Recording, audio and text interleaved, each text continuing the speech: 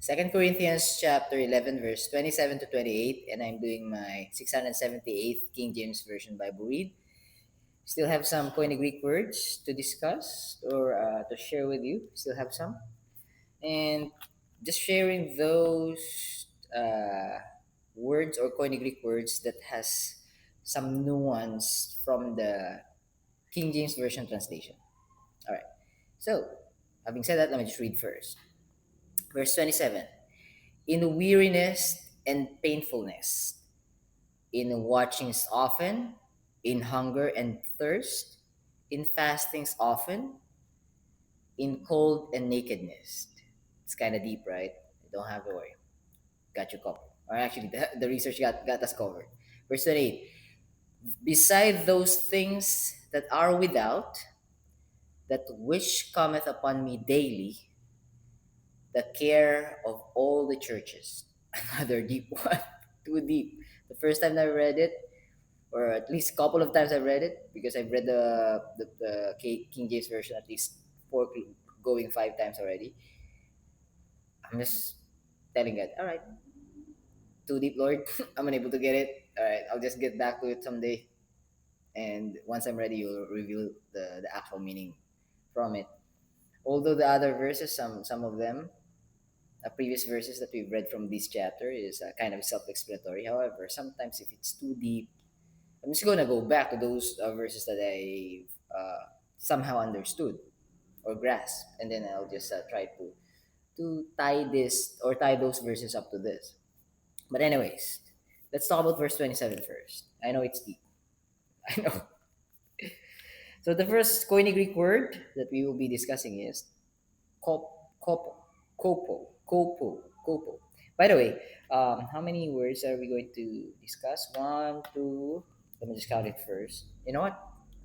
We'll be going through it anyways, regardless if I count it or not. So let me just go ahead and read it. So in KJV, that's weariness.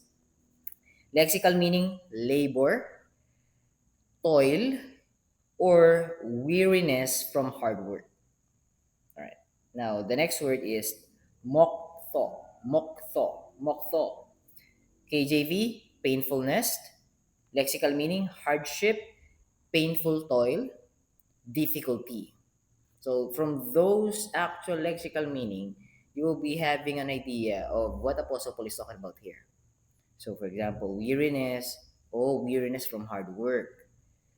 Painfulness for hard work, for hardship, for difficulty. All right. So I'll share my thoughts about that, about this verse later on. All right. The next word is agrupniais. Sorry, agrupni, agrupniais. I still can pronounce this last phrase or no, syllable, last syllable. A group ni nice. KJV, watchings. Watchings? Apostle Paul, what do you mean by watchings? The actual lexical meaning of the Koine Greek word is sleeplessness. Somehow, if you got the actual other meaning or a different meaning from it, the actual lexical meaning, okay, it does make sense now. Watching, okay. Unable to sleep because keeping watch. So sleeplessness or wakeful nights, meaning nights that Apostle Paul stayed awake. That's what changed. Okay, all right. And then the next word, nasteiais, nasteiais, A-I-S, the last syllable. Nasteiais. KJV, fastings. Lexical meaning, going without food or fastings. Now, depending on the context, so it could be the same. It could go. It could. Apostle Paul could experience both ways. Sometimes probably deliberately not eating, so fasting. Sometimes not eating because there's no food to eat. So we need to actually uh, keep that in mind as well. All right. The next word is gumnoteti. Gumnoteti. Gumnoteti. All right. KJV, nakedness. Ah, is he referring that he doesn't have any clothes to wear or he's completely naked? Now, let's go back. Let's go through the lexical meaning.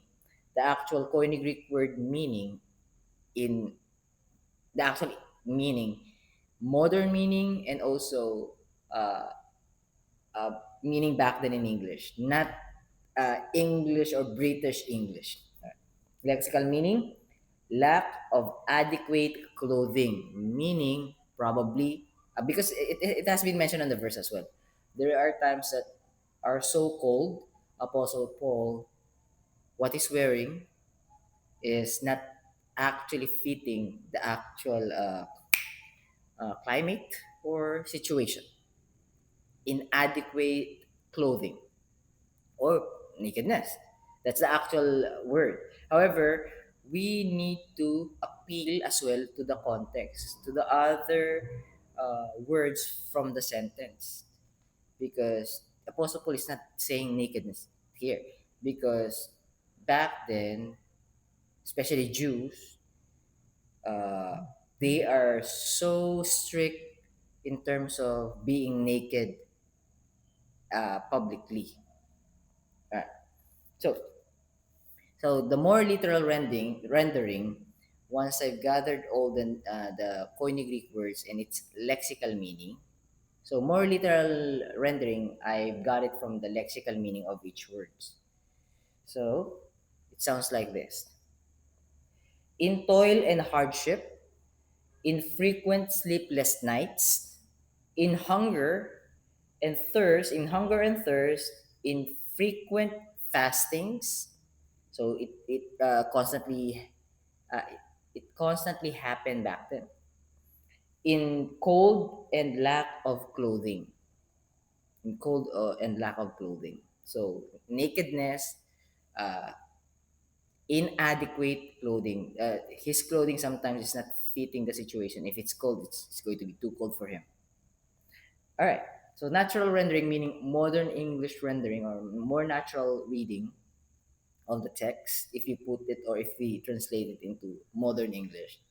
I endured exhausting labor and hardship, many sleepless nights, hunger and thirst, frequent times without food, and exposure to cold with insufficient clothing.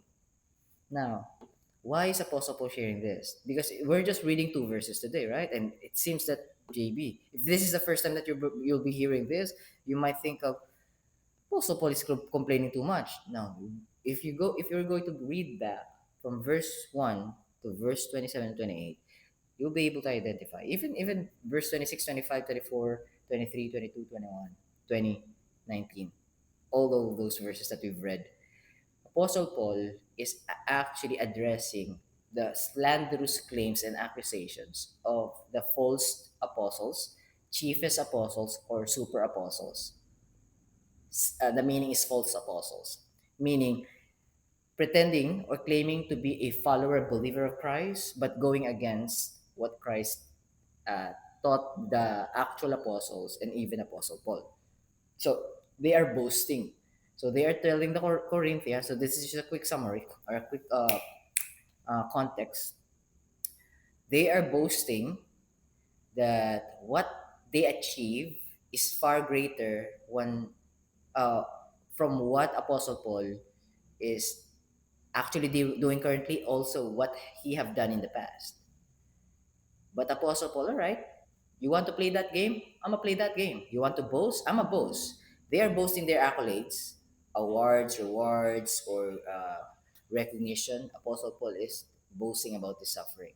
Now, you might think of, all right, if we believe in Christ, this is the thing that we will be encountering as well. No, this is Apostle Paul is not doing these things to gain favor from God.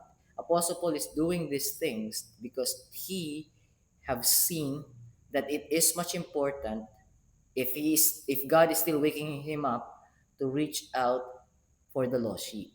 Apostle Paul already told God in Romans that, you know what, to leave is no, actually it's Philippians chapter 2 verse 20, chapter 1 verse 21. To live is Christ, to die is gain. Meaning, all right, I think it is much better to die now, Lord. I'm yours already. Might as well take me with you, take me home. But Apostle Paul realized as well, but nah, you wake me up, there's a purpose. He's serving God, not trying to gain favor from God. He's serving God because he already received favor from God. Eternal salvation, redemption. Alright, anyways, it's already 10 minutes. Let me just talk about verse 28 first. This time, it's going to be at least two or three, four verses. Or four, sorry, four words, Koine Greek words. So let's talk about 2 Corinthians chapter 11, verse 28.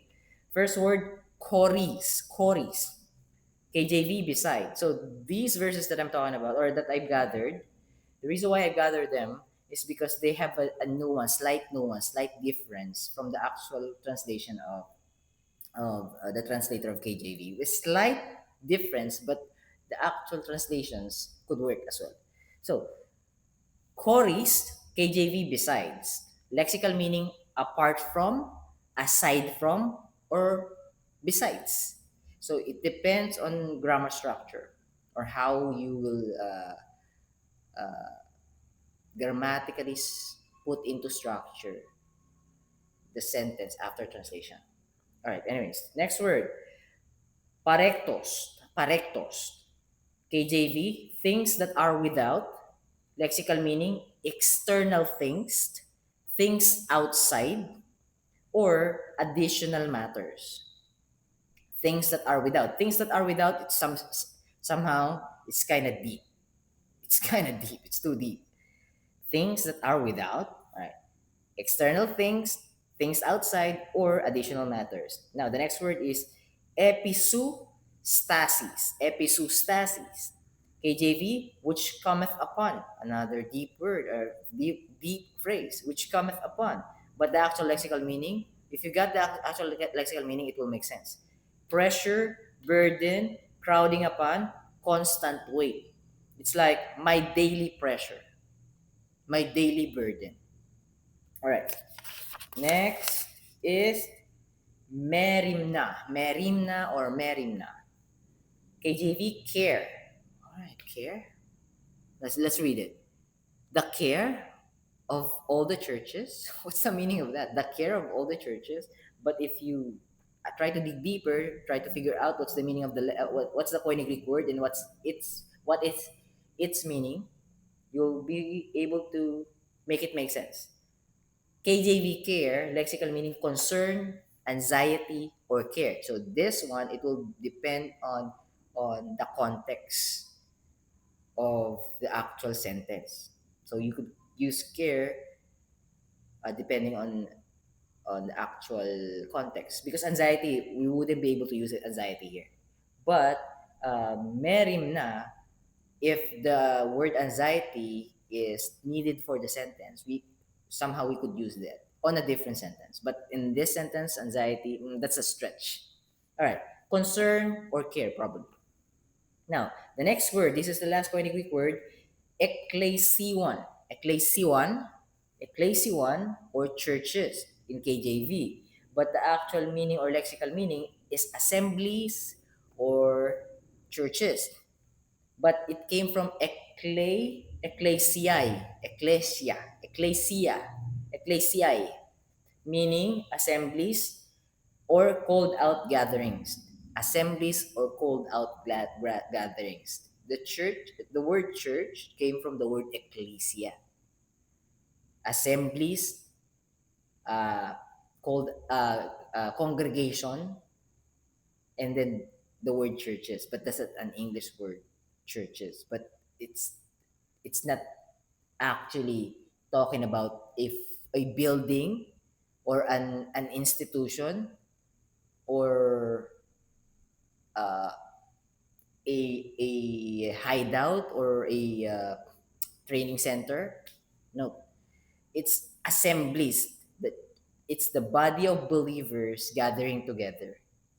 So called out ones, the called ones, gathering together. They are the church or ecclesia, not the building, and not also not the institution. All right. Now, literal rendering. Uh, Gathering all the Koine Greek word and its actual meaning in English. moving out from KJV translations, this is what we got. Apart from these external things, there is my daily pressure. There is my daily pressure. The concern for all the churches. Still deep, right? Still deep. And let's try to be natural when rendering. Besides all these outward hardships, let me just read it back. Besides all these outward hardships, let me just read it back again. Besides all these outward, I'm having a hard time connecting those two words, enunciating it. Besides all these outward hardships, every day I carry the heavy burden of caring for all the churches or assemblies or congregation. Apostle Paul is not complaining here. He's just stating the fact that this is what I'm boasting of. This is what I'm doing. Now, you believers in Corinth, you have to discern which came from which. Am I doing this for my benefit? For my benefit, sorry? Or am I doing this serving God? Am I exalting myself to you or am I exalting God? So please pay close attention to what they are telling you and to what I'm telling you. Apostle Paul said that as well on this chapter. He's beseeching them to listen carefully. I may sound a fool here, but I just need your attention. Even though I may sound a fool, or a foolish person, stating or saying my next line of arguments or my rebuttals, please pay close attention and see and check out for yourselves if who's of God, or if who is the apostles of God and who is the wolves hiding in sheep's clothing. All right. Then again, Apostle Paul is not complaining here. The only reason why he uttered these words that we are discussing right now, the trials and tribulation and hardship that he's going through for for the for the word of God to be shared, for the goodness of God to be shared, is his genuine care and sincere concern to every assemblies, to every congregation, to every bodies of believers gathering together who have heard the word of God, the goodness of God, and then put their full trust and faith in the Lord Jesus Christ as their Lord and God and one and only Savior. Lord and God, one and only Savior. But the false and chiefest apostles are adding their tradition and convincing these Gentiles who put their faith in our Lord Jesus Christ to be Jewish as well. Because if you put your faith in the Lord Jesus Christ and not to your pagan gods, that's not enough. You need to follow our tradition. Jesus Christ is you need to be Jewish. False doctrine, incorrect doctrine. It's not on the gospel of our Lord Jesus Christ. It's not on the teaching of our Lord Jesus Christ. All right. Anyways, before we reach 20 minutes, that's our Bible reading for today. Let me just read it back. Verse 27, in weariness and painfulness, in watchings often, in hunger and thirst, in fastings often, in fastings frequently or frequent, in cold and nakedness. Verse 28, beside those things that are without, that which cometh upon me daily pressure concerning about them, the care of all the churches. All right. So yeah, tomorrow verse 29 and 30. So just rewind, rewatch it, and if it got you confused, just rewatch it, or might as well read it from KJV or from other versions as well. So God bless you guys. Keep safe. I'll be seeing you tomorrow. Bye for now.